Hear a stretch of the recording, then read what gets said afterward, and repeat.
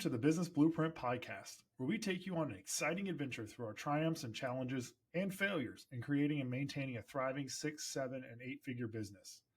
Get ready to dive into our strategies, decisions, and yes, even valuable lessons we've learned from our missteps. But that's not all. We'll also bring you industry-leading guests who will provide you with their priceless insights and wisdom. Stay tuned because the captivating journey of the Business Blueprint begins right now. Now looking back, it's like, well, maybe it would have wrapped up a little bit faster had I just, ripped the Band-Aid off and transitioned that person over. And so right now today, I do not directly handle any sort of litigation cases. We do assist with management. We do assist with training. We do oversee the cases, all of that. We help our attorneys with strategy. We help our attorneys with whatever they need help with, right? But we don't directly handle clients. I don't have anybody's case that I am, attorney number one on their file, anything like that. Yeah, I know for me, getting out of production was very important. To be in the production space, you have to be concerned about producing the product, right? In law, you're concerned about, producing legal thought. And if you're producing widgets, it's about producing widgets. It's not about how the business grows. And I think that that's two very distinct mindsets, is trying to hit, I'm trying to produce this product versus I'm trying to grow this business. I know for me personally, we have people call in and say, look, I only want to work with Charles Hatley. And the answer is no, we can't. You don't want me to be your attorney right now, because going from a broader, more risk taking position as running the business to kind of the risk adverse mindset required to be a good litigator isn't something that's easily switched between for me. And, I know we have managing attorneys. And so as we keep ticking ourselves up the ladder, so to speak, we keep looking at, hey, what can I take away next? We hired a legal assistant for helping us with, sending emails, setting court dates, faxes, telephone calls. Then the next hire we made was our first attorney. How was that? How was your confidence and your mindset when you made that first job offer to the first attorney? Oh my gosh, that was so stressful. And now looking back, it's like, it was so obvious. It was just that next step in offloading that legal work. And so again, there was a little bit of a lack of confidence, right? Mm-hmm. You don't necessarily know this person very well. They're new to your organization. You don't necessarily know how they run their cases or how they practice law.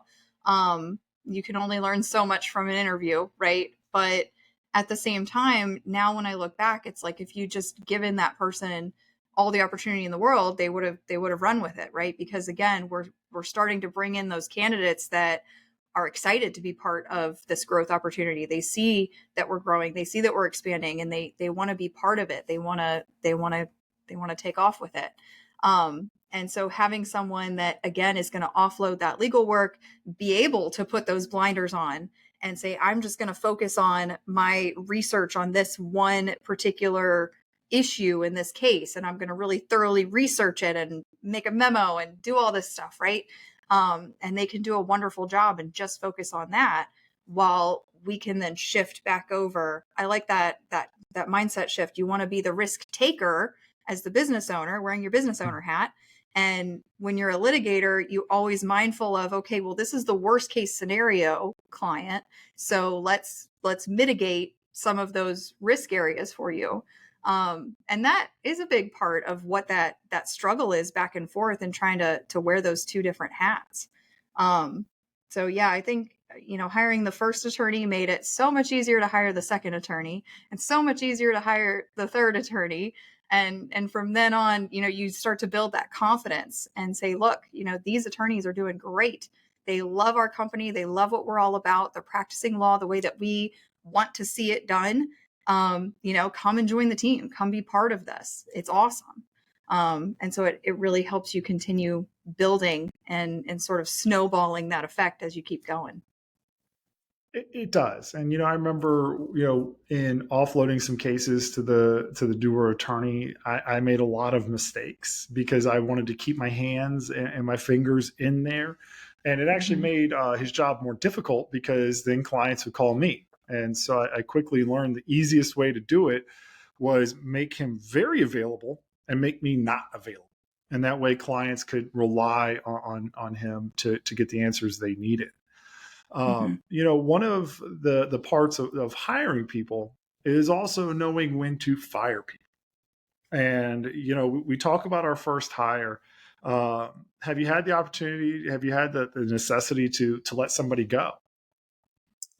Unfortunately, that goes along with it. And the expression that just constantly plays, right, is hire slow, fire fast, hire slow, fire fast. And so when you start to see red flags, you have to address them and figure out, is this a long-term issue? Is this a cultural, issue where it's not a fit? Or is something else going on outside of the organization? Is something going on in this person's private life that, maybe they just need a week or two to deal with some stuff, and then they're going to be great again.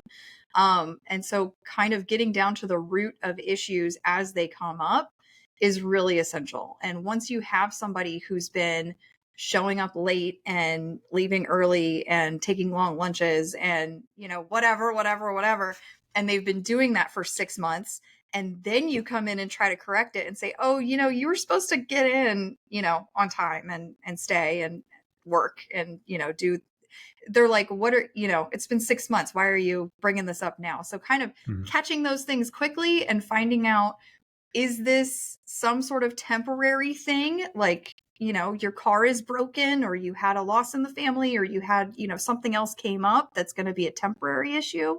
Or is this going to be something that is going to only snowball and get worse as time goes on?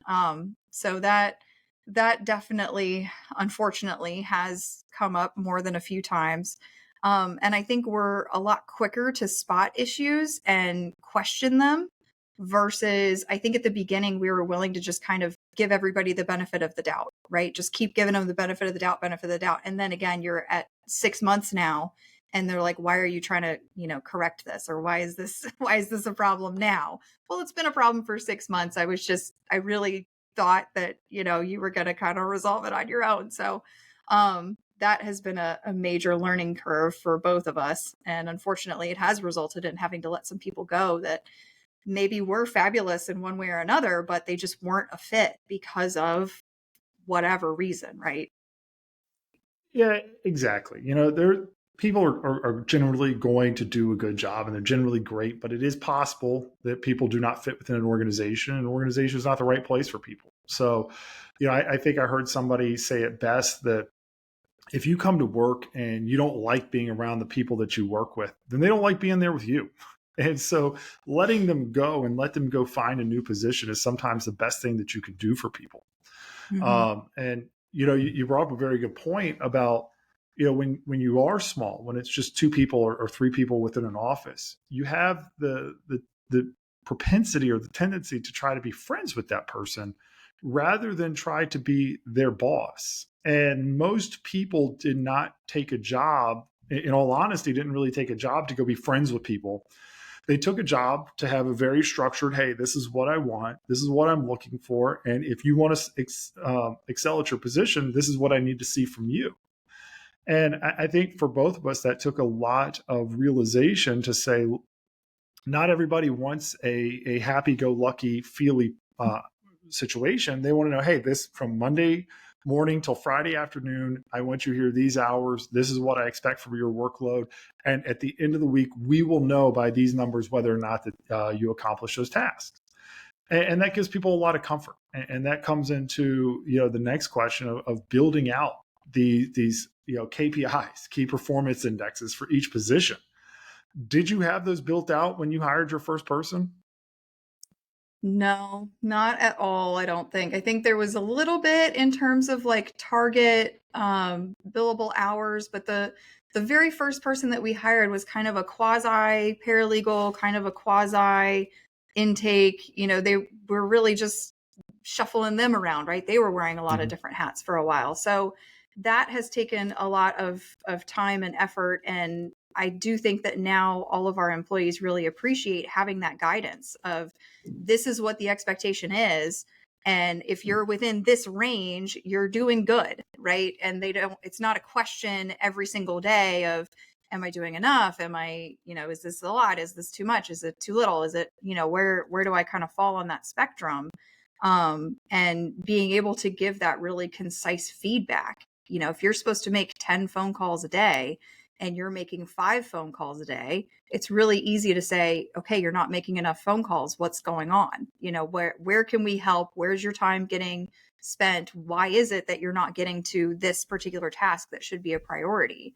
Versus, at the beginning, it was just kind of like, oh, just try and like do some, right? That doesn't, because then we can't say, oh, you're doing a great job or you're doing a terrible job, and they don't know. And if they don't know, how is anybody supposed to improve in this situation? So that's something that we've really worked on in each and every position, is really defining, how can we break this down to a metric that then you can sort of just check off a box and say, yes, I did this, and yes, I did that. Therefore, I know I'm doing what I'm supposed to be doing. Yeah, and like you said, if they're supposed to make 10 phone calls a day and they made 5, people appreciate you coming to them quickly, saying, "Look, hey, you're supposed to make 10 phone calls a day. I noticed yesterday you only made 5. What's going on?" Mm-hmm. Like you said, they may have something personal going on. They may say, "Look, I've got this thing going on at home with my family, and I can't concentrate right now." You say, "Look, just take a couple days off. You have." One of the things we also implemented very early on was paid time off. You have paid time off. Take paid time off, readjust. Take care of the stuff that's going on at home, and then come back in here. Mm-hmm. We work very hard to acknowledge that everybody has a life outside of the office, right? If we're asking for 8 hours a day, they have 16 hours a day of life that doesn't exist in this office. And we want to work with you and help you really achieve that balance. Mm-hmm. One of the things that I consistently see, because we've grown looking back, like you said, it seems so obvious to say, hey, we've got a 401k and a health insurance plan right now. Mm-hmm. The other day I was on a board for small businesses, a chat board for small businesses. And I saw somebody saying, hey, does anybody offer a 401k? I'm a small business. I'm thinking about offering a 401k. And I was reading through the responses, and the response was like, oh, no, absolutely don't do that. I offer an IRA. Don't do that. I offer an IRA.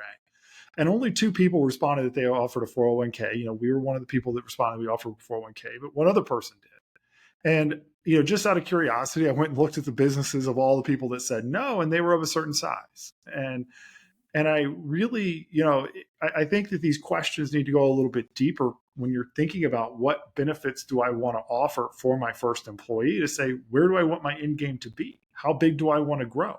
If I always want to be a little 2, 3, 4 person shop, then no, I may not need to offer a 401k or health insurance. But if I want to have 50, 100, 250, 1,000 people work for me, then I need to think about these benefits early, because the reality is getting people on as they are hired on for health insurance is a lot easier than having a big, time of, hey, we need to enroll 50 people in health insurance today. Yeah, Uh, absolutely. with the best use of the time, there's this thing that Steve Jobs said, when after he came back from Pixar to Apple. And he was talking about his new role in the position, which was, hey, my role right now is to attract A+ talent. I mean, I'm paraphrasing, but he said his role now was to attract the best people he could to Apple. It wasn't about, going out and hiring. It was about always hiring, always trying to attract the best people to the company. And I think that's where we have really shifted. You talk about marketing and sales and management. It's the idea, in order to be a successful organization, we have to always be searching for that A+ talent and put a lot of effort into convincing that A+ talent to look at us, right? And even though we know we offer a great job, we have to, kind of like we talked about at the beginning of the marketing, we offer something great here. We have to let people know. Jobs are kind of the same way. We offer a great job here. We have to let people know. So we have to turn to almost marketing our jobs. What do you have to say about that? Yeah. I do think that that's a major thing. I mean, moving from being small to being big, and then if you're going to have to like change all of your benefits or try to revamp or redo everything, is going to be a whole headache. So putting it in place early and then using it as a major driver to say, look, we're only this big and we already have this awesome benefits package, right? We've got the paid time off, we've got holidays, we've got a 401k with a higher match than almost anybody out there is going to do. We've got the health insurance plan that is, it's a good health insurance plan. It's not, the lowest end of the spectrum or something like that. And that is going to help you draw in a better quality candidate who maybe otherwise would be considering a larger firm or a different type of a role, or maybe going to like a corporate environment or something like that, because those are things that are important to them. And they don't want to take the risk of, well, my family needs health insurance. Yes, I want to go do litigation and be part of this amazing company, but at the same time, I've got kids, right? And I need to have insurance for them, and I need to have that sort of stability for my family. And so that helps us get those higher quality candidates. It lets them also have a little bit more freedom in what they're looking for, because we do have that sort of backstop of benefits that they can rely on, and something that is actually going to be reliable and beneficial for their families as they make that transition. Well, this has been amazing. I mean, I think it's very important to acknowledge that, everybody always talks about, hey, the first hire was so easy. No, it wasn't. Mm-hmm. It was hard. Mm-hmm. And the reality was we didn't do a good job the first time. We had to learn from our mistakes, and, progress over perfection every time. No matter how hard what we tried to give great benefits, no matter how hard we tried to create the best job and to identify the best candidates, you're going to make mistakes. And when you make a mistake, the idea is, as you said, move quickly. People don't want to be in a job they dislike. That's the reality. So letting people say, hey, look, go look for another job. Anything I can do to help you. You're not, this isn't a right fit for you. Can I help you find another job? That's something that we've done as well. Yeah. So I do want to thank you again. It's Charles with the Business Blueprint, where we're going to bring you insights from business, from us, from Rec Melone, Charles Hatley, as we've grown, before we forget what it's like to mess up and stumble and make these mistakes. So if you like what we're talking about, hit subscribe, follow us. Each week we're going to be offering different insights, and we look forward to hearing any feedback that anybody may have on this. All right. Thanks so much. Thanks for tuning in. If you found this insightful and entertaining, be sure to hit subscribe below and join us on social media to get more insight into what we are going through each and every day.